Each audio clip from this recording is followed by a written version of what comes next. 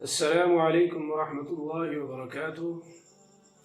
بسم اللہ الرحمن الرحیم۔ الحمد للہ رب العالمین والعاقبۃ للمتقین والصلاة والسلام علی رسولہ الکریم۔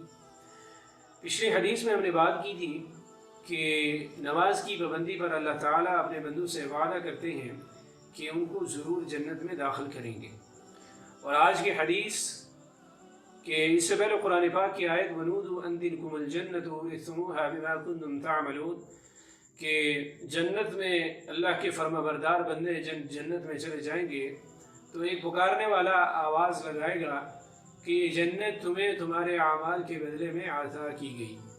اور اس آیت کی تشریح میں ایک حدیث ہے جس کے الفاظ یہ ہیں: عن ابی سعید الخدری و ابی ہریرہ رضی اللہ عنہما عن النبی صلی اللہ علیہ وسلم قال ينادي منادي ان لكم ان تصحوا فلا تسقموا ابدا۔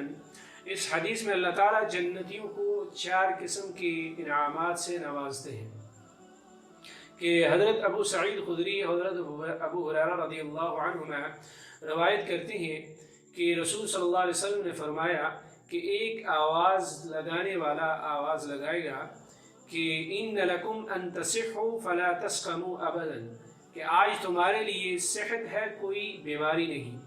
وَإِنَّ لَكُمْ أَن تَحْيَوْا فَلَا تَمُوتُوا أَبَدًا، کہ آج تمہارے لیے زندگی ہے، موت نہیں۔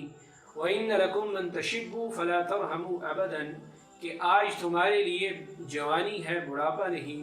وَإِنَّ لَكُمْ أَن تَنْعَمُوا فَلَا تَبْأَسُوا أَبَدًا، کہ آج تمہارے لیے خوشحالی ہے، نعمتیں ہی نعمتیں ہیں، کوئی پریشانی نہیں۔ جیسے کہ اللہ تعالیٰ قرآن پاک میں فرماتے ہیں وَنُودُوا أَن تِلْكُمُ الْجَنَّةُ أُورِثْتُمُوهَا بِمَا كُنتُمْ تَعْمَلُونَ، کہ ایک پکارنے والا آواز لگائے گا کہ یہ جنت تمہیں جو عطا کی گئی تمہارے اعمال کے بدلے کی وجہ سے، تمہارے اعمال کی وجہ سے جن کو عطا کی گئی۔ تو اللہ تعالیٰ سے دعا ہے کہ اللہ تعالیٰ ہمیں جنت والے اعمال کرنے کی توفیق عطا فرمائے۔ جزاکم اللہ خیر والسلام۔